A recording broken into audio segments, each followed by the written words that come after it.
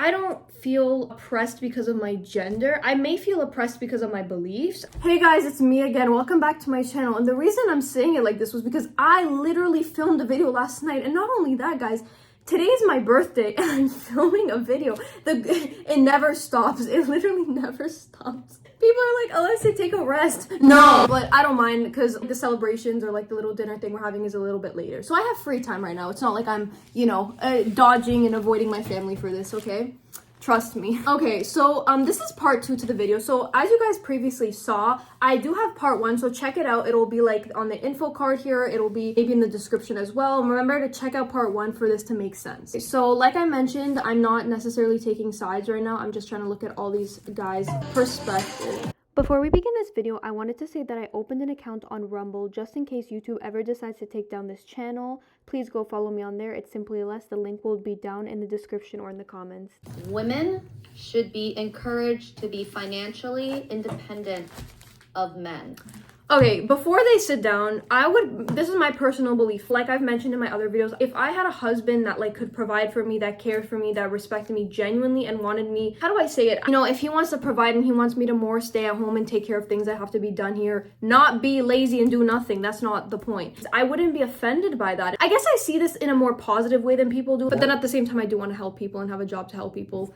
But maybe I can do that staying at home and that would be like the side job. I don't know. I'm like confusing everyone. If you can live on one income, why not, right? But if a woman's living alone, obviously, then that's different. She can't be financially dependent on anyone. Or like if a man's living alone, whoever. Let's see.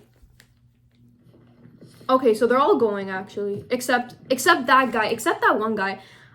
I don't want to assume anything about him, but he brought up the Bible or like a religious thing a lot. So I feel like he's a very religious person. I don't know if he's like Christian or like Muslim, but that's the vibe I'm getting from him. But they all went. But like my, I guess, personal opinion is, yeah, they should be financially dependent to some degree, because I also forgot to mention that if I were to be like a stay-at-home mom or like I wouldn't have a job or whatever, I would make sure to have a side income or like some emergency income or whatever if something happens, right? But that's also why if you get married, I think, and you divorce or something happens, like you get to split the money. And I wouldn't have no money to my name. I've seen how situations go. So I guess I would step forward too. I think this one's a no-brainer, right? I believe that men and women are equal. They're just not the same. They're tethered to men to live their lives. I think if you remove that tethering, then obviously women are free to do whatever they please and exit very bad situations. Yeah, of course. One of the most unfortunate stories that you hear so often is that so many women are forced to live in very dangerous circumstances because they don't know who's going to provide for their child if they leave. They don't know who's going to provide for them if they leave. And so I think financial independence for anyone is always just a good idea. Yeah, fair I want point. to speak about this through a different lens. I think it should be like women should be empowered to be financially independent. Encouraged versus empowered takes a different like sense of support. Speaking to how men feel the need to provide. Sometimes when a woman makes more than a man, men can feel like they're less of a man because the woman is taking more of like the boss and like provision kind of like role in the household. So look, honestly, y'all, these are just all labels. Like, I have to watch what I say, and not because I'm saying anything bad, but like if I start to say what's coming out of my mouth and it doesn't have logic behind it, I'm gonna look back in a few years when I'm like older and be like, okay, that didn't make sense. That, our opinions can change, but I'm trying to make sure I word things well. It's important to be able to equip women with being able to feel like they are empowered. And that is a feminist thing because it is breaking the gender norms of like what is masculine and what is feminine role. Yeah, I also think it is important though in this conversation to recognize the women that don't want to be financially independent in a marriage. There's a lot of women in our country that enjoy being mothers, and I think being a mother is one of exactly. And it doesn't necessarily mean that they're stuck in their situation, because they're doing something very valuable by sacrificing that freedom in order to raise our next generation. It's just giving a choice, right? And their love is their labor, right? Exactly. Yeah, so that's the thing, right? Like, people don't realize how important the job of a mother is. Like, it really is, guys. Like, people think, oh, because, mother's not like a paid job or whatever, it's like nothing. Like, no, it's important, y'all. It's important. Maybe some people would say, like, the kids were raised by the mothers in the home, and now kids are being raised by social media and the schools and single parents and things like that. Like, that's another argument I've seen. If you want to be a stay-at-home mom and you can live on one income and you guys are all fine with it, okay. I'm curious what this guy in the corner is gonna say. For labor in that home. Just as he comes in, there's an ad. The importance of the family. I think women should go out and be financially smart and know how to make money and be able to make money for themselves. Okay, sure. But being independent of men leaves this notion of that you can never trust a man or that men are unsafe. Fair. And the problem that this brings is in the guy's like confused, I think. Hold on, I'm just going to finish my thought. I'll explain. With the nuclear family, you have, and this is for both men and women, they're the most happiest when they are in that kind of dynamic. And to your point about marriages where women makes more than the man, that's one of the biggest indicators of divorce. And I think there's a societal and honestly God-given responsibility for a man to provide. So when men are told that women are going to be independent of you, you're stripping away a lot of their purpose and responsibility to be caretakers of women, to provide for women. I would also say that the biggest group of people that are on antidepressants, and it's 1 in 4, are women that are 40, have a career, and have no family and kids. Okay, one, I can relate to those because I was on antidepressants that I'm gonna make a video on just because he mentioned antidepressants, but it wasn't for the reason you guys might think. Like I was depressed, I was anxious. It was literally for a very, very, very dumb reason. It was a very, very dumb reason, and that's so. But a lot of young people are on antidepressants. This notion that they keep mentioning, like how women need to have families to be happy, and like they get older and then they feel lonely. I think, you know, it's kind of this thing. And yeah, antidepressants, you don't need antidepressants, you need love and comfort and socialization and pets. Cats. I know some of y'all are gonna be like, the cats. They're not gonna fix everything. It's just a band-aid solution, you know. Medical industry, don't come at me, okay? Don't come at me. The real meaning of life is community, family, and relationships. Can I respond to one specific thing you said, which is the demographic of women over 40 taking antidepressants, and you're using that as proof that they're the most depressed group. Men just themselves.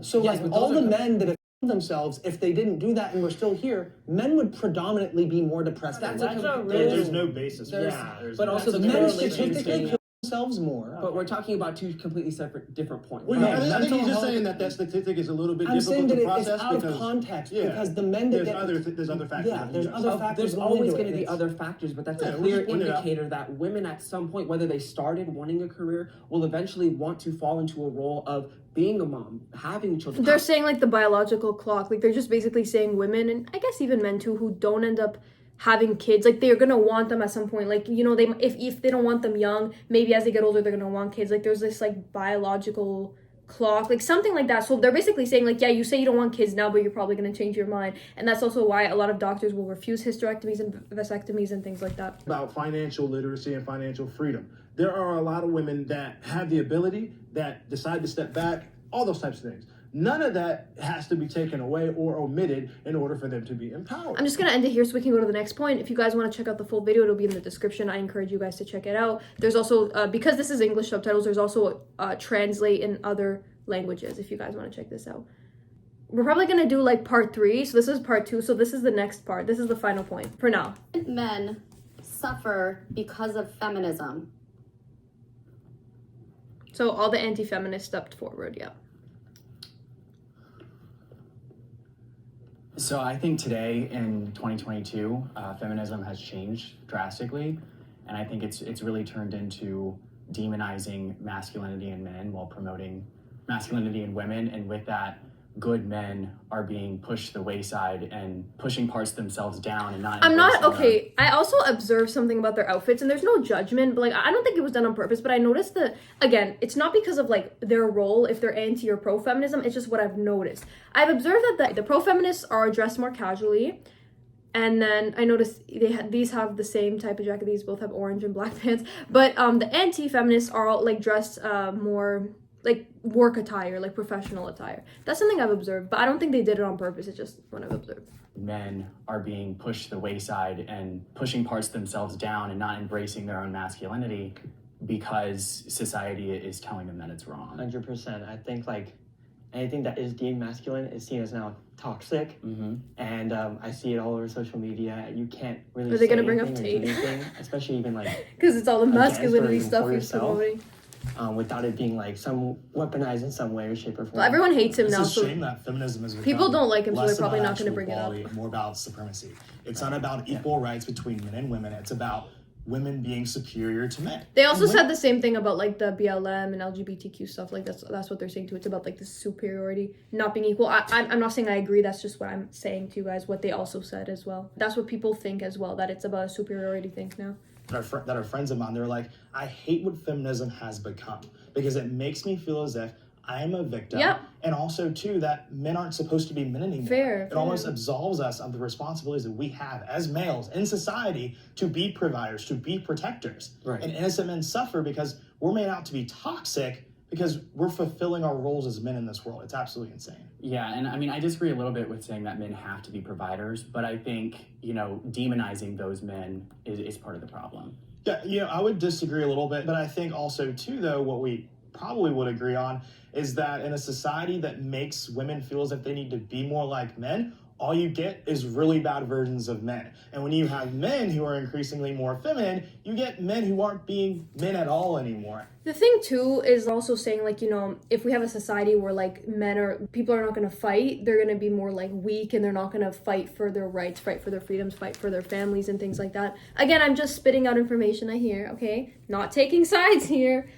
Just putting this out there for y'all to discuss. Remember that. But I'm just thinking if the roles switched, like if they were reversed, if we lived in a matriarchal society, how that would be. Like, I'm just trying to envision that in my head. Let me know down below what you guys think if we lived in a matriarchal society. What would happen? Let me know. If we lived in a matriarchal society, that's the question. What would happen? Y'all have a huge misconception of even what feminism is. Well, the goal please of explain- feminism explain isn't to that. demasculate men. The goal of feminism is to fight for social, political, and economic equality for everyone, regardless of equality your of race, opportunity or gender. equality of outcome, because it used to be equality of opportunity, and that's when I would say I would be a feminist. But either now way- it's become equality But, of but, outcome. but either way, what y'all are talking about is feelings. Right. Y'all talking about, I don't like how women make me feel in society about crime, how women make Well, me... the question was about feelings. Yeah. No, hold on. It was about our men affected, Hold that's on. feelings. Yeah, but So yes, that's the but conversation. feminism itself is not about feeling. It's about, like you said, outcome. It's about the wage gap. It's about having access Which doesn't Wage exist, gap, by the way, wage gap. right? But anyways, let's let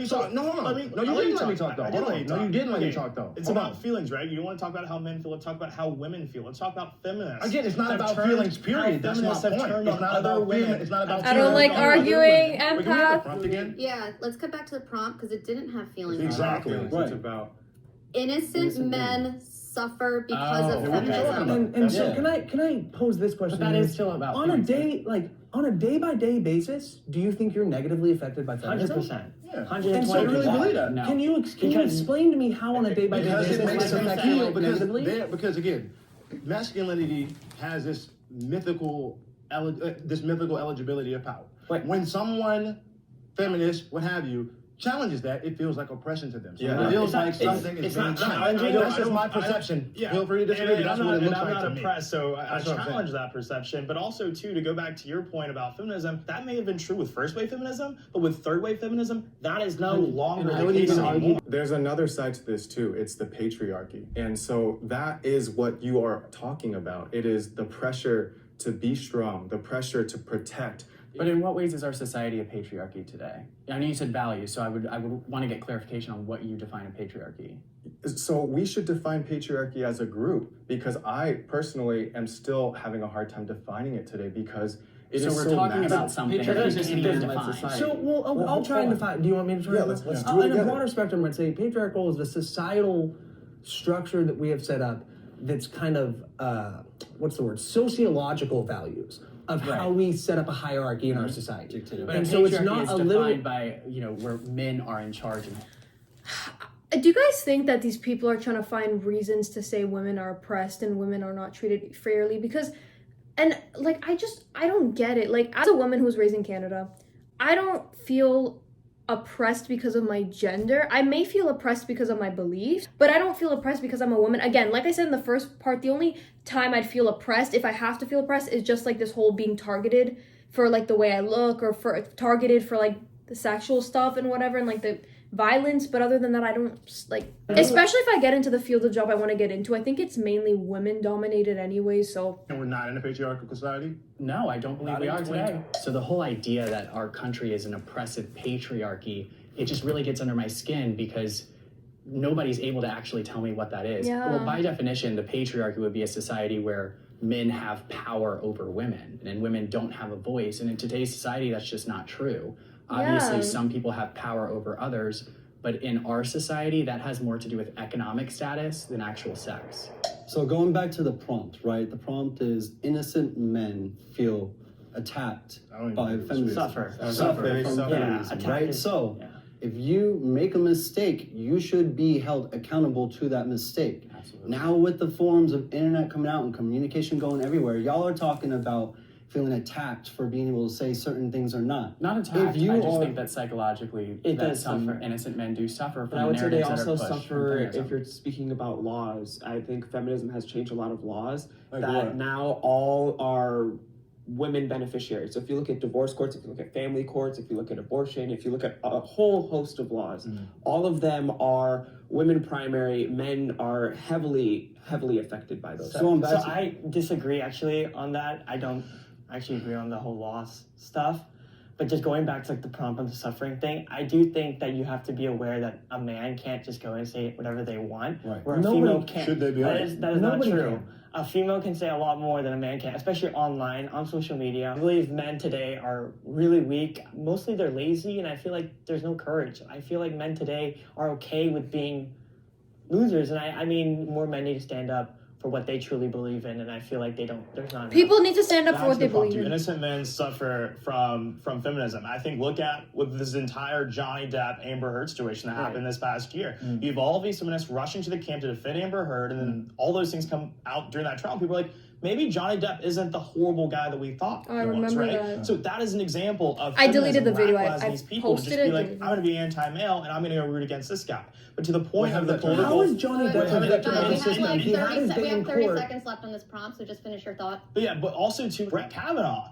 Big example there. You have all these allegations that come up when he's going to be the Supreme Court justice that never came up before. Right, exactly. What did that do as far as enable people who have fake accusations to say, I'm going to ride the coattails of the Me Too movement and ruin innocent man's Really life? quick though, That where's is wrong. Brett Kavanaugh right now? He's on the Supreme Court. He's on the Supreme Court. Thank God, and because then truth Johnny won the Depp, day. was he Because truth convicted won of the a crime? day. Because But truth still won the suffer. day. But that's the point. He So, won like, in yeah, spite of it's feminism. not- Not there's a because I don't pendulum, like and when for a people really long fight. time, people weren't called out for things, people weren't held accountable. So now, yeah, the pendulum's swinging. Maybe there are going to be some false accusations and stuff going too far. I would rather have 1 million false accusations, like over 1 million people that deserve to be in jail not being in jail. Reset.